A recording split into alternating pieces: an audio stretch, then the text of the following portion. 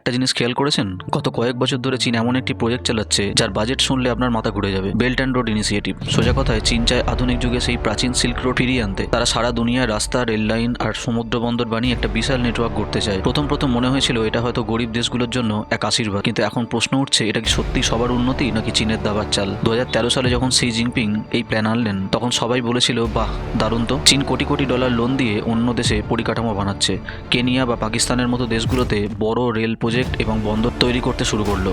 চীনের দাবি ছিল তারা সারা বিশ্বের বাণিজ্যকে এক সুতোয় বাঁধতে চায়। কিন্তু কয়েক বছর যেতে না যেতেই দেখা গেল গল্পের আসল মোড়। সমস্যাটি শুরু হলো লোন বা ঋণের টাকা মেটাতে গিয়ে। অনেক দেশ দেখলো চীনের থেকে নেওয়া বিশাল ঋণের টাকা শোধ করা তাদের পক্ষে সম্ভব নয়। সবচেয়ে বড় উদাহরণ হলো শ্রীলঙ্কার হাম্বানটোটা বন্দর। লোন শোধ করতে না পেরে তারা শেষমেশ 99 বছরের জন্য বন্দরটা চীনের হাতে তুলে দিতে বাধ্য হলো। একে বিশেষজ্ঞরা বলছেন ডেট ট্র্যাপ। প্রশ্ন উঠছে, চীন কি জেনে বুঝেই এমন শর্ত দিচ্ছে যেখানে দেশগুলো দেউলিয়া হতে বাধ্য হয়? এবার আসি ভারতের ইম্প্যাক্ট। ভারত কিন্তু শুরু থেকেই এই প্রজেক্টের চরম বিরোধী ছিল। কেন জানেন? কারণ চীন ভারতের চারপাশের দেশগুলোতে এমনভাবে বন্দর বানাচ্ছে যা ভারতের নিরাপত্তার জন্য বড় হুমকি হতে পারে। আবার ভারতের জমি বা গিলগিট বালুচিস্তানের মতো করিডোর দিয়ে নিয়ে গেছে। ভারত, আমেরিকা আর ইউরোপ মিলে চীনের এই দাপট কমাতে বিকল্প রাস্তা খুঁজছে। দাবার চাল এখন দুপক্ষ থেকেই দেওয়া হচ্ছে।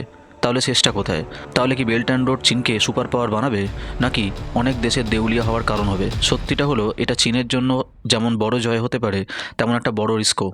আপনার কি মনে হয়, চীন কি অন্য দেশগুলোকে সাহায্য করছে নাকি নিজের পকেটে ভরছে? কমেন্টে আপনার মতামত জানাতে ভুলবেন না। ধন্যবাদ।